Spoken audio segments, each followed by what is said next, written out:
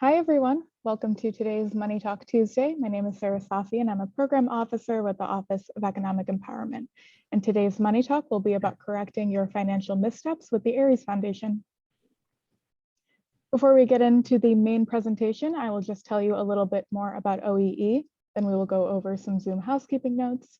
Then we will get right into our main presentation, and we will finally end with a Q&A. So the Office of Economic Empowerment is a department within the Office of the Treasurer and Receiver General of Massachusetts, tasked with supporting, advocating, and facilitating policies that empower all Massachusetts residents. Our programs serve women, families, high school students, veterans, and seniors. Our priorities include financial education, closing the race and gender wage gap, racial equity, college affordability, and promoting STEM education. As you may have noticed, this is a webinar and not a meeting, so you won't be able to view the other participants. If you would like to share your ideas or thoughts in the chat, you can use the chat function and use that to communicate with myself and the other panelists today. A Q&A function will be available throughout the webinar. Please try and use that to submit your questions so that we don't miss it once we get to the Q&A at the end.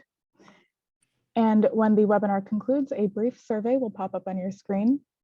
We kindly ask that you fill it out as it helps us improve this program and future programs at OEE. So we have partnered with the AAUW to offer free salary negotiation trainings throughout the year, and these are 3 of the upcoming dates. The registration links for each of these trainings are in the chat, and I highly recommend that you attend one. I've attended this training, and they are so valuable and very informative. And on that note, if you would like to attend any of our other Money Talk Tuesdays or upcoming events at OEE, you can follow the link in our chat. If you'd like to explore other financial topics that could be relevant to your life, you can visit myfinanciallifema.org, which is another free resource that we offer here at OEE. And as always, if you have any questions or feedback about this event or any other events, you can email us at moneytalk@tre.state.ma.us. Without further ado, I will now turn it over to Tom and Craig for their presentation. Thank you, Sarah. I'm going to ask you a question while I'm getting this set up. The piece that you just shared on the salary negotiations, which I think is tremendous. Is that available on the website you just showed, that Mass Life website? It is listed on our events page, which I think was also shared in the chat. If not, I can send it again. Okay, that would be great. I don't know. Oh, there we go. Everybody, you see that okay? Yeah, Yep, just looks fine. good. Yep. Huh? You can see it just fine. Yep. Okay. Okay, great. All right, so we are doing, as Sarah said, this is correcting your financial missteps. As she mentioned, it's brought to you by the Aries Foundation for Financial Education. You can visit Aries. We're a nonprofit at our website, www.ariesfoundation.org. The mission behind Aries is we're trying to help everyone have a better relationship with their money, because whether you realize it or not, you are in a relationship with your money. And just like every other personal relationship that you have, there are behaviors and emotional triggers that occur that can cause us to act sometimes irrationally when it comes to our finances. That's what today's topic is pretty much going to be about. Last time we talked about the things that we do and why we happen and the repeating cause and nature of that. This week is, and now this time is about the whys behind it. But before we get into that, just a quick note on us, your presenters for today. My name is Tom Alessi. I'm the president of the Aries Foundation. I have been in financial services now for over 23 years. I'm an investment advisor. That means I act as a fiduciary whenever I'm giving guidance or advice to any of my clients. I want to bring my vice president, Craig. Why don't you introduce yourself? Of course. Well, I'm Craig Richardson, vice president of the Aries Foundation. I've been in financial services a little over 18 years now, and I work with families and small businesses to help them come up with financial plans so they can have a better relationship with their money. And Craig will be chiming in as we go along. But as Sarah said, as you have questions, drop them into the chat box. Between Sarah and Craig, somebody will be trying to figure that out, and we'll try to get them answered if we can answer them at the time, or as Sarah mentioned, we will hold off to the end and try to answer as many questions as we can for as long as necessary. So the agenda, what we're going over today is we'll touch briefly on the first, in case you missed it, that we did 2 weeks ago. But going through the understanding of the whys, because that's really what this is about, why this stuff happens, and then some ways to be proactive, some ways to sort of step in front of or try to, as the title suggested, correct some of those behaviors and the action steps that you can put in place to try to help you do that. So last time we did, and like I said, this was 2 weeks ago, we did Understanding Your Financial Missteps. And really, that was all about those behaviors that we keep repeating over and over and over again.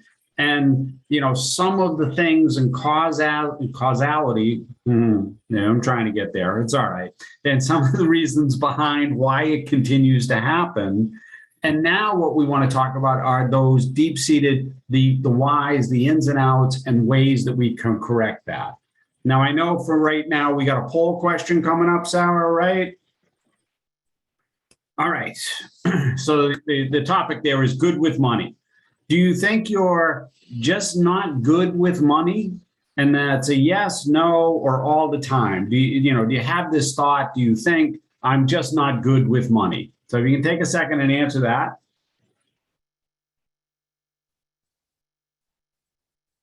That gives me an opportunity to have something to wet my whistle. Okay, let's see how we did.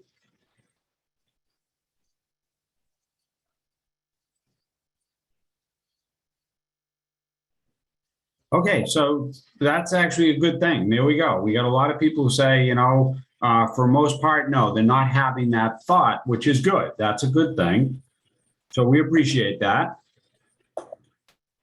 But have you ever had one of these thoughts cross your mind, right? If I had more willpower, I'd achieve my goals. I'm doomed to fail with money. Or the one that Craig and I get a lot, which is budgets suck, right? Craig and I don't like to use the B word. It's more of, it's not a budget, it's more about how you spend your money, right? And the idea, a budget does tell you, hey, this is how you should be spending your money, but it's not necessarily where you're spending it.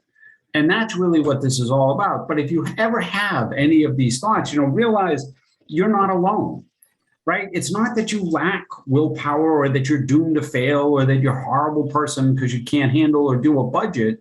It's just the fact that, this happens. What is that? We're all human, right? Humans make errors, right? That type of thing. Correct. Yep. None of us are perfect. There you go. That's what it is. Thank you. And, sometimes the decisions we make do defy logic, right? Because they're all emotional based, right? And one of the things we try to stress with everybody, right, Craig, is that money management is a skill, right? It means it's as a skill that it can be improved on. Don't just think it's like, oh, I'm stuck where I'm at forever right now. Yeah, I mean, I actually went to college and got a major in finance and accounting. And in 4 years of college, I never got a personal money management course. So you really are left to the wolves as far as, now you get out of school and go, well, geez, I just don't know how to manage my money. I mean, unless you took like a home ec class and, in high school when they used to teach you how to balance a checkbook, a lot of us haven't gotten any formal education when it comes to how to put together a budget, how to manage assets, how to save, how to invest. You're just left to try to figure that out on your own. So there can be a lot of missteps when you're trying to figure that out on your own. Right. And that's part of it. And we'll get into that. And that's some of the proactive stuff that comes and some of the action steps to take later as we go through this. But just know this is not something that you should feel like, well, I'm the only person, right? No, everybody goes through this. Everybody has some iteration or some part of this that they're talking about. Just understand that what we're going to talk about today is trying to figure out when these happen, why they happen, and how to deal with them when they do. right? Because one of the main thing is the why, right?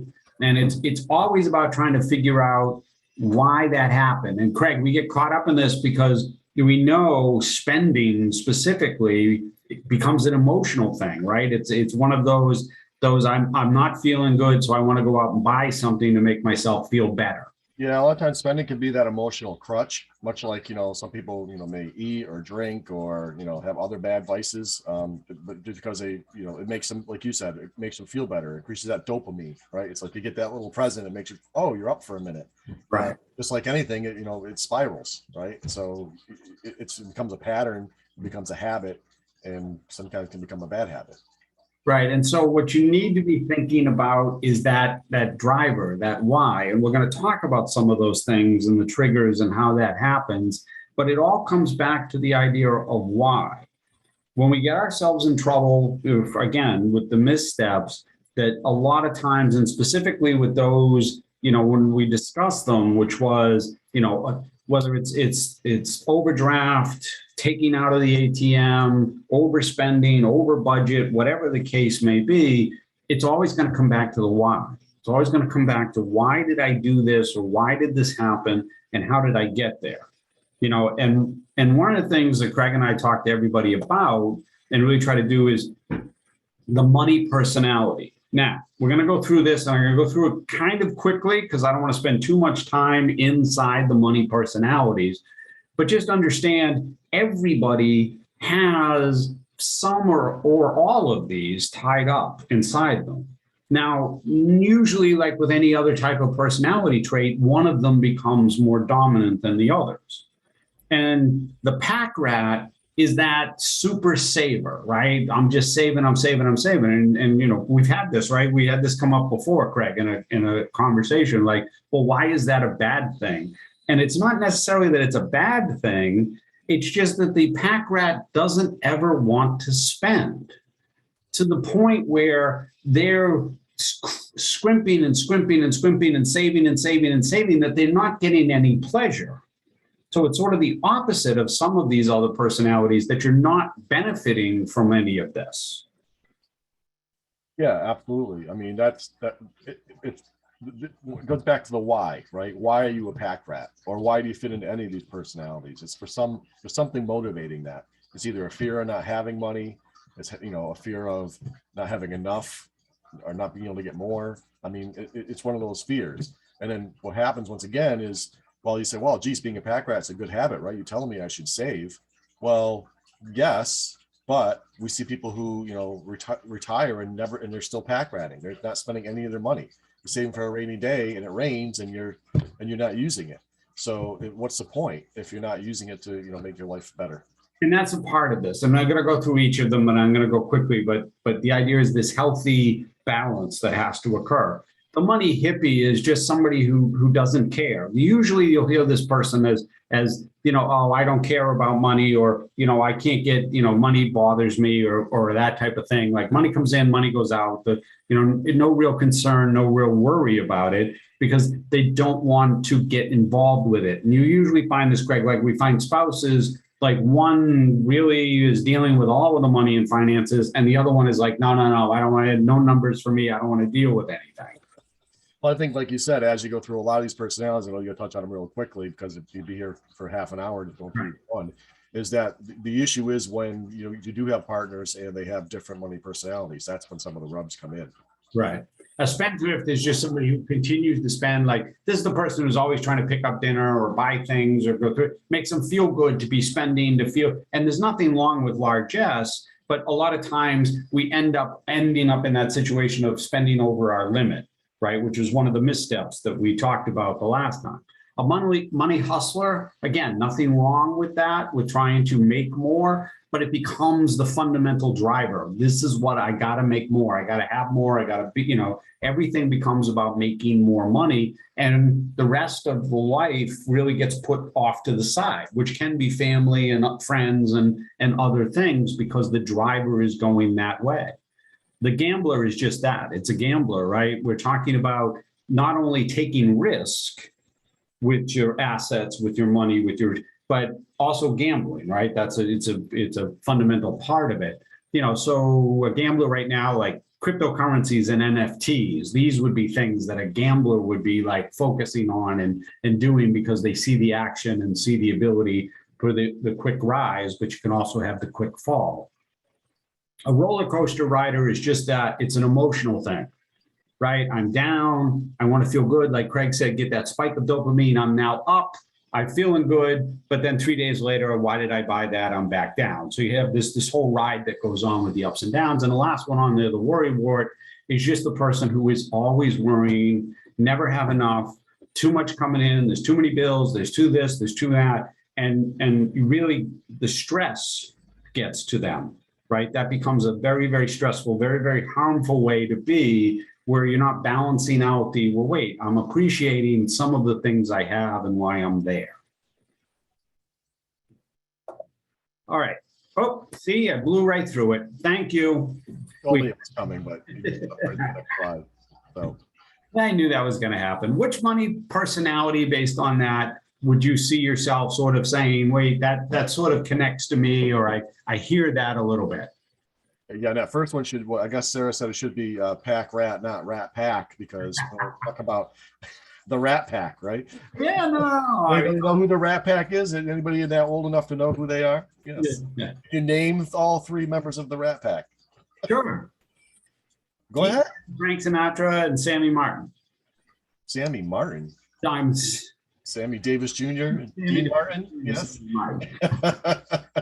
All right, so there we go. So, all right, so we have the predominant here seems to be on the worry side of things, right? So we appreciate that in terms of taking the moment and go through it. But you can see, and as we said, what happens there is you start to realize, well, I do a little of this, I do a little of that. We're all made up with certain components of this, but one of these personalities tends to be the driver, tends to be the one that's making the most for us. So appreciate that. All right, so what can you do, right? So the first thing is understand that, we're calling them flaws. You can call them whatever you want, but that there are these parts to me, these personalities, these pieces that I have to sort of address and think about, specifically now when we're talking about dealing with our money and our finances. Because ultimately, that's where we get ourselves into trouble, whereas we let either that personality or that driver or that thing overtake the sense that we need to have for whatever we're trying to achieve with our goals as far as our financial, whether it's today or into the future. So it's more of this looking in the mirror and understanding I may not be as whatever, Craig, right? Savvy, aware, in total control at this point. Correct. I'm sorry, I was answering a question. I'm full on the. Oh, that's okay. No, not a problem. I get it. So sometimes Craig is answering questions as I'm bopping along here. So we apologize for that. The other is, we call them little lies. So they're on the screen as little lies I tell myself, right? So any of these things, like those first things that we brought up, those thoughts about, well, I'm no good with this, or, money is too complicated, or I don't understand it, or, I can't be held down by a budget. These are all little lies we tell ourselves, whether you want to call them lies or excuses or whatever you want to say. But understand, and Craig, at some point, these become almost like a crutch for us, right? Like a built-in, a reason that we fail at doing something. Well, I think the issue, Tom, is, if you want to justify something, you can justify anything, right? Regardless of how good, bad, or indifferent it is. It's just a matter of whether you want to justify it to yourself. And like I said, those are the little lies we tell ourselves. I'll get it. It'll get better next time. Or I really, it's okay to spend it this time because, in the future we'll make it better. Or, it was relevant to what everybody else was doing. It wasn't that big a deal. So, the issue though was, why are you justifying it? Why are you constantly, like you said, what's your why? Right. And the why is going to be very important, not only because of what you're doing, but also in why do you want to change your behavior? What's going to be the thing that's going to get you to the next point? That why. Yeah, and that's part of it, right? Is understanding that. And then, sometimes with this, we've got that, this is the trade-off, right? I'm okay. I get that sometimes there's that initial feeling, that spike of dopamine, like Craig said, or just, it makes me feel good, whatever you're going out to buy. And I get that rush and I feel good about myself. I just bought something, I feel good, that's great. And then it's that whole, wait, I didn't come to it didn't give me everything I wanted, right? It was, the bill comes in and it comes due and I got to pay for it now. And then realizing, wait, why did I spend this money? So the idea there is that what you want to do is understand how that happens, why it can happen, and then is it really worth it? And it's more of a take a step back approach. Like Craig, like what we talk to people about is trying to have that almost like I call it cooling off or a waiting period where it's like, okay, especially if this is a bigger ticket item, we're not talking about a shirt or a pair of jeans or something, but we're talking about bigger items that now we get into several hundreds to thousands of dollars that, wait a minute, do I really need this today? I think you're right, but I also think while it applies to the bigger items, and sometimes those are ones that will make you stop a little bit, take pause. Like I'm buying a new car, or I'm going to buy a new home, or I'm going to make a move or something like that. When you major financial decision, it's the smaller ones that we forgive ourselves for that really add up, right? Like that pair of jeans, or that pair of shoes, or the new TV, because those are the ones you can use those little lies about and say, well, I really needed this. Or I haven't bought a new pair in a while, or, so it was worth paying $100 for the pair of jeans because I don't buy them that often.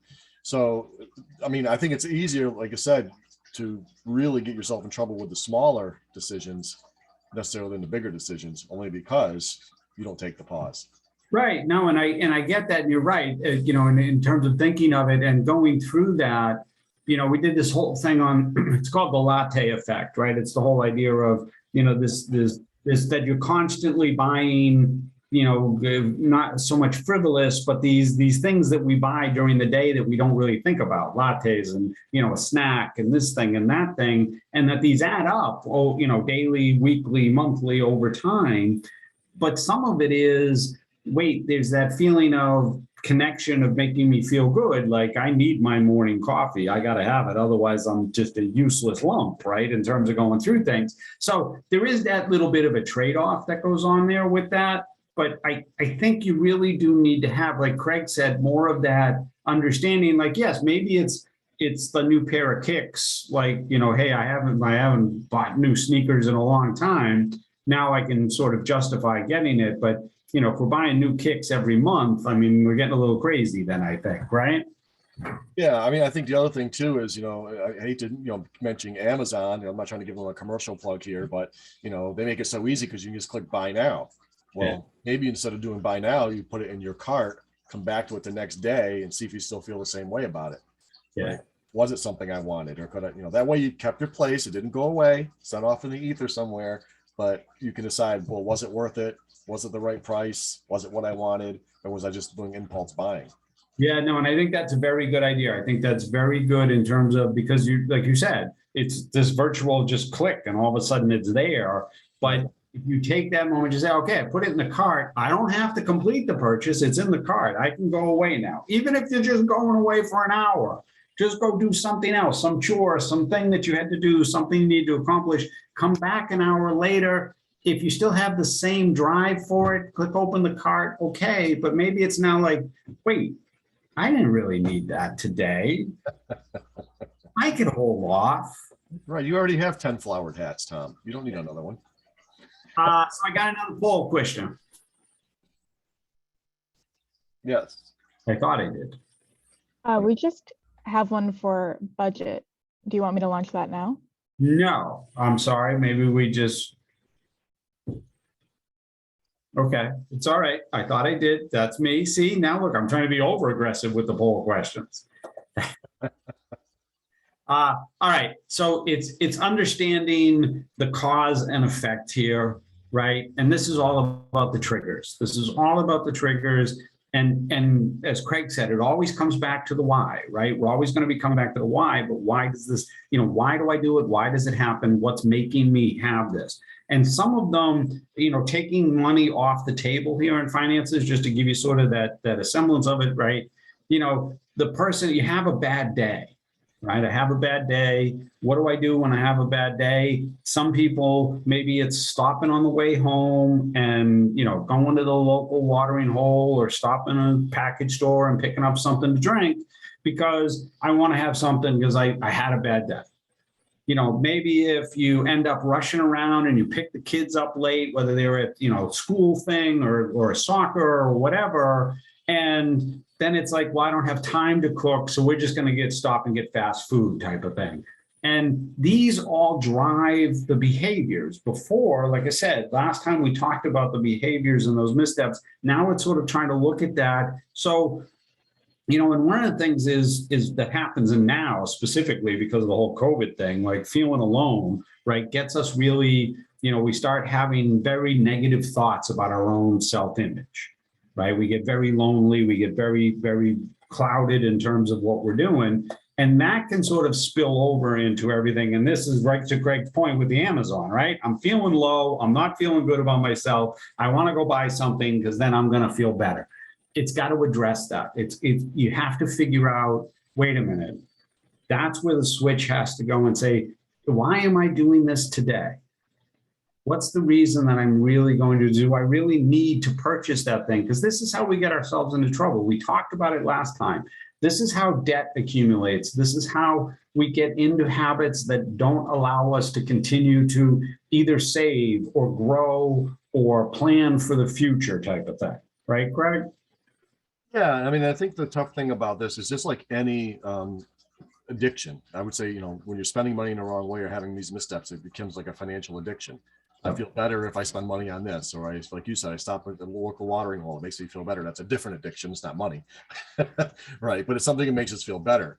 I mean, a lot of times what you see is people, we're substituting one thing for another. So say we get off this financial and like you see people who used to back in the day when people used to smoke, right? And they don't stop smoking. And what do? They eat, right? Yeah, absolutely. Right. So any time you're trying to change a behavior, most behaviors don't change unless there's either a repercussion because of what's going on or a positive outcome for you should you change that behavior. Sometimes it's both. Sometimes you need both of those to motivate you to that next part. Right. Absolutely. And that's part of it. And it really gets into that whole, I know we've sort of beat this up here and going through it. The why, I've made the mistake so many times now, I might as well call it a tradition, right? This is sort of what we went through last time, which is where we are and trying to get to. And now what we're going to talk about is some of those actionable steps, things that you can do, ways to sort of try to change some of this behavior or to put proactive measures and steps so that you are in front of this behavior. That's the idea here behind this. And so the first one is if you don't have it already set up, right, to create some kind of an automatic savings plan. Now, I know most people were doing direct deposit into their bank accounts in today's world, but does that just going into one account? And is it going into just the checking account? And does the checking account then get tagged or connected to the debit card, which then can get swiped and used everywhere whenever we're all over the place? Another poll question. Here's the poll. See, all right. I knew I was off here. Thank you. The thought of doing a budget is helpful, challenging, or scary? What is that B word again? That B word. See? I'll say a spending and or savings plan. Let's call them that, right? The thought of doing a budget is helpful or challenging, very close there in terms of the two, yes. And so, that for Craig and I, that is the big part of this, right? So we understand that. And, but as we said, all of this comes back to knowing where you're spending your money. Because honestly, until you really can't be saving until you know what you are spending. And once you have a handle on that, now we can figure it out, because you really shouldn't be spending until you know what you want to save. So it's sort of a catch-22 there between the two. But so one of the things you can do is set up this automatic deposit, because the money is going to go in. It's no longer in your control. But if you do it into an account that's separated from a debit card, because the debit card gives you access to it, right, Craig? Yeah, absolutely. Because what we know, as a population in the United States is they're not good savers. Most people do not save, right? They're an average of about $400 in their savings account if they're lucky. And a lot of times that's because we pay our bills automatically because they trained us well to do that, because there's all these penalties if you don't, but they don't train you well to save automatically. And so this is a way, just like you do for anything else, of setting it up automatically so you don't have to think about it, and it starts just to accumulate. And that's one of the most effective ways to do it. One of the other is to have goals. And now we know goals are just like budget. Those sometimes can be scary. When anybody who's done a New Year's, what is that, resolution, right? That, in terms of how many of those actually fail by the time we get to this point of the year. But here's the thing with goals. So goals, if you have long-term goals, when we say long-term, we may, whether it's buying a house, sending the kid to college or higher education or retirement, great. Those are all very long-term goals. However, you can set them up and have shorter time frame goals that will eventually lead you to that longer term goal. The idea is to start incrementally smaller goals that you can achieve. Let's say it's an education for the child. Now, let's say the child's, early years, 3 to 5 years old. So you got, the story is, hey, I got time, I can do this, right? But it's set it up. If there is no college fund set up, well, maybe it's establish one. That's the first goal. And then start funding into it and hit a marker. In 6 months, you're going to have, a couple $100 in there, right? Just something that's going to get you to that point where then you can say, okay, now I can take the next 6 months and build off of that. And eventually out over time, that's going to build up. Goals need to be strategic. They need to be the SMART goals, measurable, attainable. There needs to be a time frame involved, and they need to be relevant. They need to mean something to you. If your goal is just, I'm doing this to do it, right, Craig, then it's never going to work. yeah, because I think we say a little bit, a goal without a plan is just a wish or hope. Yes. And hope doesn't work.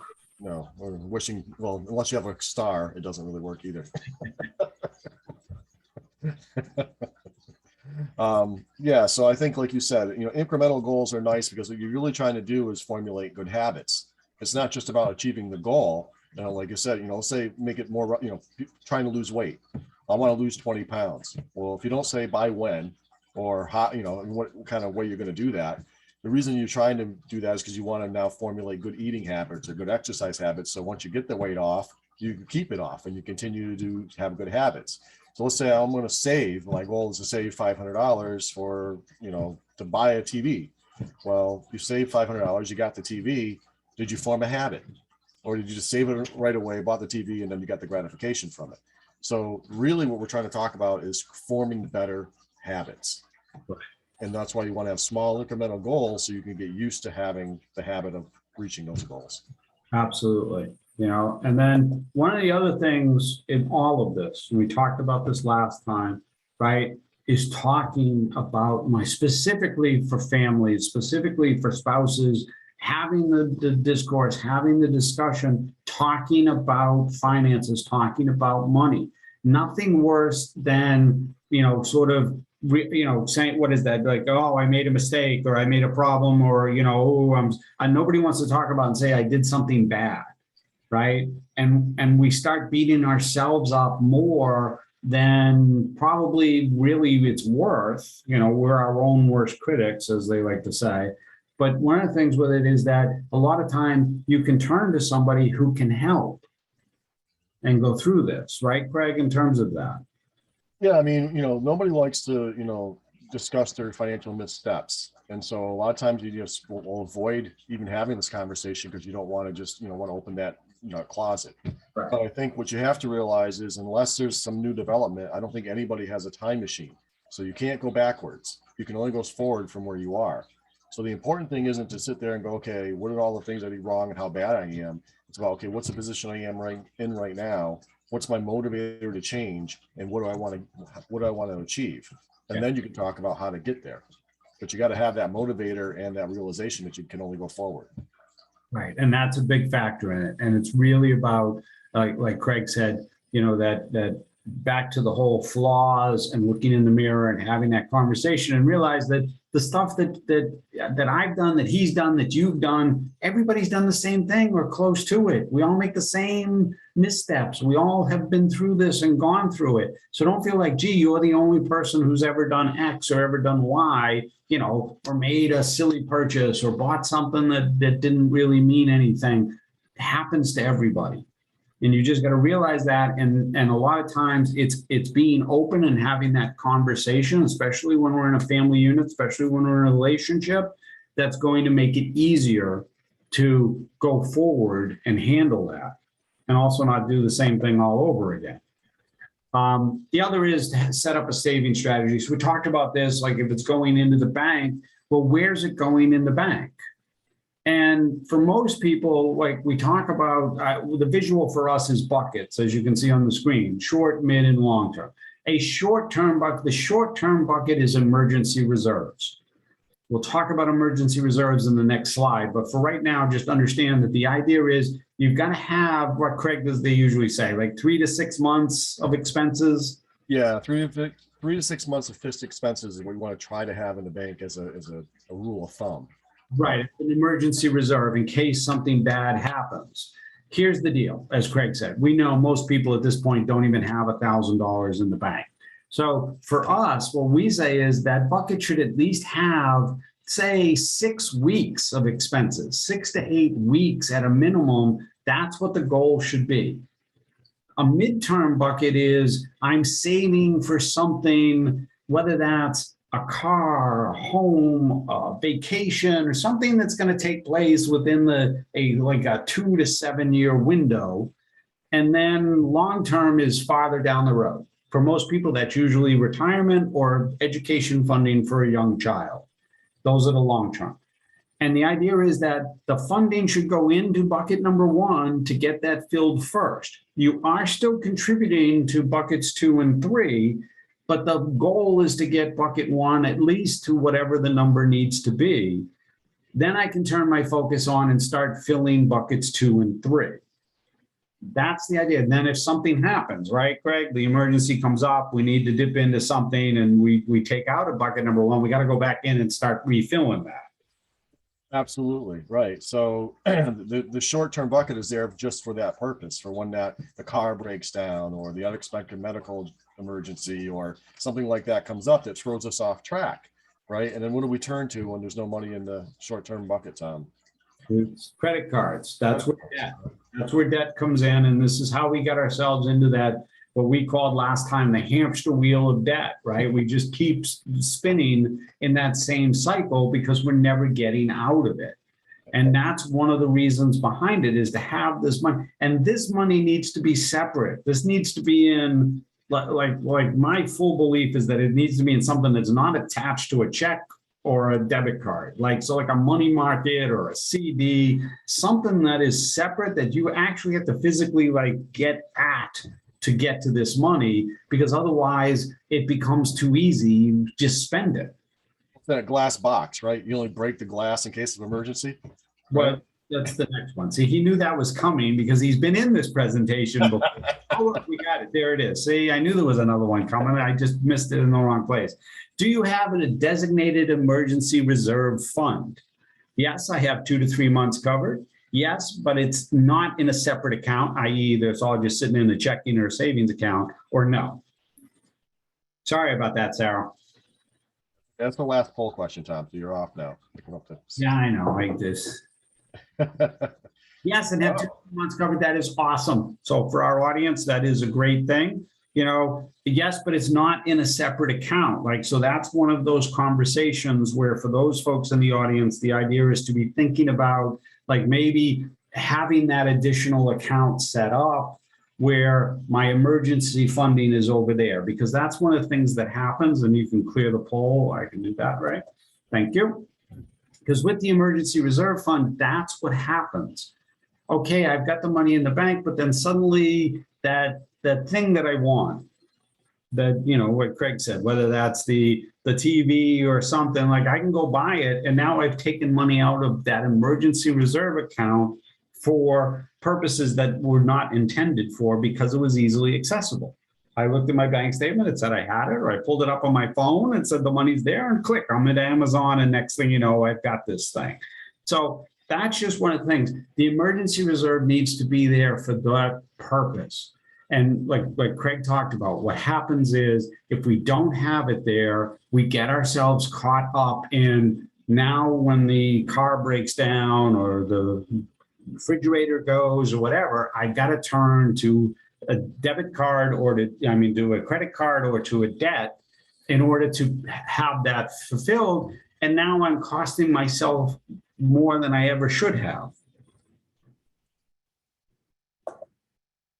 One of the other things you can think about, and we mention this because this is an unfortunate, we get into the doom and gloom side of things, is life insurance, because that is something that happens in a family situation that causes major concerns, right, Craig, as far as being able to fulfill or have that ongoing funding.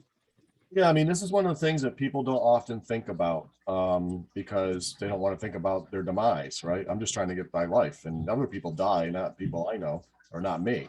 But we have seen this in our careers where, you know, someone didn't have life insurance and the financial crutch it put on the family, not to mention the emotional issues they were going through with losing a loved one. You know, you've all heard of, you know, the person passing the hat or taking a collection to pay for the funeral costs or something like that. And that's a terrible situation to be in when you're at the same time dealing with that emotional loss, that loved one. The other thing I also have seen is where people have had the insurance in place, and while they're still dealing with the loss of the loved one, they're not losing their home. Their kids are still going to college. You know, all the things in their life are still happening. So, you know, and it's a simple matter of addressing it. Right. It's just that there's not, as Craig said, there's not a lot out there. You know, this is just the statistic that says that, you know, it's like 50%, 58% of the families have some type of insurance. So there is a big swath that doesn't. So it's one of those things to be thinking about, like, as I'm trying to picture everything that could happen or might happen, that's one of them. And then the other is, right, like, don't beat yourself up on all of this. I know, I understand we've come across a little bit like, hey, you know, but it is all about understanding and trying to figure out how you can go through this, right? So understand, we all make missteps, right? We all do it. But just the idea is to grow with that, understand it, and make changes. And like Craig said, change is very, very hard. Change of any kind is hard. Change in your financial world with money is extremely hard because we've got all these emotional things that get caught up in dealing with money, right, Greg? Yeah, I mean, and the other thing too is, you know, just as much as every person is different, there's no, you know, one way to manage money, right? Everybody has a little bit of a different system. The issue is to try to find a system that works for you, that puts you in a positive place. And that can take a little time and effort and energy. But once you figure out how you view things, how you learn things, how you, you know, manage things in your own mind, as far as how you organize stuff, then you can start coming up with systems. Because I got some people asking me, well, what's the best app to use? Well, there may be great apps, right? But pencil and paper may work, or you might use a spreadsheet, or you might use the envelope system. It doesn't matter what the system is. It's just a matter of having a system to get you to a better place. Right, absolutely. And, you know, and we've talked about it and pretty much, I think, got through most of them just by having the conversation. But all of the emotions, these are the 5 emotions that go along with money, much like there were personalities. There are 5 emotions that sort of dictate as we go through with money. And just like the personalities, there's always going to be one driver depending on how we are. And so you just want to sort of get that and understand it and say, wait a minute, am I really feeling this way because I'm feeling about it, or is it just something that's tugging at me, that's telling me to feel this way? And it's hard. We know that. It's very difficult in any emotional situation to try to take that step back and say, wait a minute, why am I doing this? Why do I really need to be, you know, putting down or paying for or buying this thing today? And am I better off just taking a step back and saying, wait a minute, you know, could I do something differently? So one of the things that we do at Aries is try to help everyone have sort of a clear vision of the road ahead, because we know there's stuff that comes up, right? Between roadblocks and potholes and everything else that goes along on the road as we're going forward on our financial journeys, we try to help everybody have a clear vision of the road ahead. And one of the ways we do that is with what we call the roadmap to financial awesomeness. It's a visual. It helps people sort of get that visual understanding of where am I trying to get to and where do I want to be and what does that look like? And one of the things that we offer to anybody who comes is an opportunity to sit down with us and have a conversation, take a look at what your financial roadmap would look like and go through that. If you're interested, you can drop yes into the chat box. Craig, did you get the link? Do you have that? Yes, I dropped a calendar link in there. So if you want to book a time to talk with us about your situation, you can just go on our calendar link there and book a time that works best for you. And we can have about an hour to talk and see where you're at. And there's no, just so we're clear, there's no obligation. This is complimentary. You were on the webinar today, so we make it available to have this conversation, go through and help you create that roadmap so you can see it. But there's no obligation for any of this. We're trying to do this, as we said, our mission is trying to help everyone have a better relationship with their money. This is Craig and I in our more formal attire. That's us out and about. And yes, those are TB12 jerseys. We were in a panic there as he retired. We kept them even though we went to Tampa Bay because he's still the greatest of all time. And then he retired and we were trying to figure out what we were going to do with jerseys. And now he's unretired. So he's back. One more year, we get to keep our jerseys and then we can figure it out from there. Any questions, you can always go to the website, www.ariesfoundation.org, and you can shoot an email or contact us from there. You can always email us. It's info@ariesfoundation.org. And do we have any questions in the chat box? I actually do have a question in the question and answer box. Okay. In general terms, in either a pie chart or a bar graph, what percentage should be allocated for utilities, housing, repairs, personal items, health savings, and emergency reserves? I would say that, if you wanted something that detailed, it's something we can send to you. If you want to drop us an email and request that, we do have that kind of a pie chart basic graph. Yeah, I mean, we have, if you ask me to spit it off the top of my head, it's, it's a little tough here at the end of the hour, but we do have it available. And it is something that we can go through with you if it's a topic of concern during that consultation, where we can say, look, this is what the pie chart says, a typical household budget should look like as far as spending and saving is concerned. And I think Sarah had a question she was going to bring back around from earlier. Yeah, there are some questions in the chat. The first one that was sent was, can you recommend a spending tracker app or really like any kind of app or resource that would help with budgeting or creating financial goals? So you're asking about the app, which Craig was saying, wait, okay. Well, so again, for everybody, it depends on you as an individual. Like, Mint is one that you can use. There's a couple out there that are available to do it. The question comes down to is the app, you've got to be comfortable with it and you've got to be able to use it and use it regularly. Like, that's what it comes down to. That's why Craig said for some people it's paper and pencil and it might be the easiest thing to do, or an Excel spreadsheet might be easier, especially if stuff's coming in online as well. But that all depends on you as an individual. That it's just one of those sort of figuring out what makes sense for you. Definitely. Yeah. I was going to say the same thing, Tom. The fact that you start using an app, sometimes that's another reason to kick the can. I'm not going to budget. I'm going to do it as an app. Or I haven't loaded the app yet. And then you load the app, and then you find out, well, there's maintenance involved in keeping my budget up to date. So then you just drop it all together. So I'd say what you really want to do is identify what you want to change and find the path of least resistance to do that for yourself.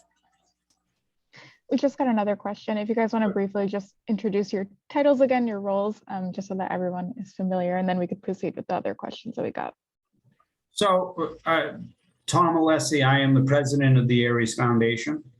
So the Aries Foundation is a nonprofit. We're the Aries Foundation for Financial Education, our mission is trying to help everyone have a better relationship with their money. We are also licensed financial advisors. In my case, I'm an investment advisor, which means I act as a fiduciary whenever I'm giving guidance or advice. And I'm Craig Richardson, Vice President of the Aries Foundation, and I work as a financial advisor to help people come up with comprehensive plans and reach their future goals. Great, thank you both. Another question we got is, do you try and save when you have debt to pay off, or do you wait until you've paid off a substantial amount of that debt before you save? So for debt, there's three methods in terms of paying off debt. Two of them work, one of them doesn't, right? Normally what happens for people is they're trying to pay a little bit extra on the debt to get them paid down. You know, if we have multiple debt payments, that's what's happening. So it's what we call the shotgun approach. Like I'm going to just pay a little bit off everything. That doesn't really work. It leads to frustration. We get a little bit daunted with that and overwhelmed. The two methods that work, one of them is the math method. Math says, I'm going to take the one that's costing me the most, the highest interest rate, regardless of the balance. I'm going to pay that off first, focus all of my extra payments there, and then just pay the minimum on everything else to try to get that off, that one down first, and then move on to the next highest and so on. Math works. For Craig and I, what we subscribe to is the momentum method. And momentum says, I'm going to pay off the smallest, I don't care what the interest rate is, the smallest debt balance first. I'm going to focus all the extra payment there. I'll pay the minimum on everything else so I can get that paid down so that then I can move to the next one. What happens there is there's that psychological, I've achieved it. Much like we talked about with the goals, it's a momentum thing. I got one done, I'm on to the next one. I want to get that one done, I'm going to move on to the next one. So the idea is whatever you're using for extra amounts to pay off those debts, that should be focused on those payments. Should you not save at that time? Again, this comes down to how much of your spending you're doing. But the idea there, Sarah, would be that you would want to still continue to fund into those buckets. If bucket number one isn't filled, that's got to be filled, even though you're paying off debt. Because like we just talked about, if something happens and something occurs, you're just going to create more debt. And that is that hamster wheel. That was the misstep we talked about last time, that you're never going to get out of that cycle. I like to say this as the savings train never comes in, right? I'm going to pay off this bill, then I'll start saving. I'm going to do this, and then I'll start saving. The issue becomes that you never start saving, and then the emergencies keep coming, whether you saved or not. And then you right said back into more credit card debt that you just dug yourself out of. So even if it takes you a little longer, even if it costs you a little more, it's a good idea to be saving right along with paying off your debt at the same time. Right. And then our next question related to savings is about whether or not it'd be better to put that into a retirement savings account or an investing account. Could you expand a little bit about what you said, Craig, about how it depends on the financial stage that you're in? Sure. So, I mean, the poll question we got earlier was really good because it said a lot of people have already started saving that 2 to 3 months worth of expenses. So they've got that, emergency fund. That's great. Now, what Tom had showed on the screen earlier was the other two buckets, right? Your midterm savings bucket and your long-term savings bucket. And your mid goals may be something, I'm going to buy a new car, I'm saving for a home or college or something like that, something in the next 4 to 5 years. Your longer term is like you talk about retirement. So really, like I said, it depends a lot on each person's individual situation as to where they should be putting, the money in those buckets and what their for them is a long-term horizon. Some people may be 10 years away from retirement. Some people may be in their 20s and they're 40 years away from retirement. So, trying to just say a general rules, this is what everybody should do is difficult because everybody's a little bit different. There is no cookie cutter solution for everyone. Right. And one of the things, Sarah, and that we really, talk to everybody about and really try to do is understanding that it's a balance, just like anything else, right? So when you talk about retirement savings, realize retirement savings, this is money that is locked away now until you're into your 60s anyway, because you can't access it without a penalty until you're 59 and a half. So that's money that's there. So for somebody who's in their, late 20s, 30s, that's another lifetime away. Right? You're putting money away. That's another lifetime before you actually get to use it. So I want to have some money set for today so I can live today versus the money that I'm going to live on later on in life. So you do have to have that balance too. Great. Well, thank you for answering our questions. If anyone else has additional questions for Tom and Craig, I really encourage you all to sign up for that free consultation. You can either use the link that they sent in the chat, or you could also indicate your interest in the follow-up survey that will pop up on your screen at the end of this. But thank you to our presenters, Tom and Craig. As always, we love having the Aries Foundation on Money Talk, and we hope to see you guys soon. And thank you all for attending. Our next Money Talk will be in May, and more details to come with that. But take care, and I hope you guys enjoy the rest of your Tuesday. Appreciate it, Sarah. Have a great rest of the day. Bye, everyone.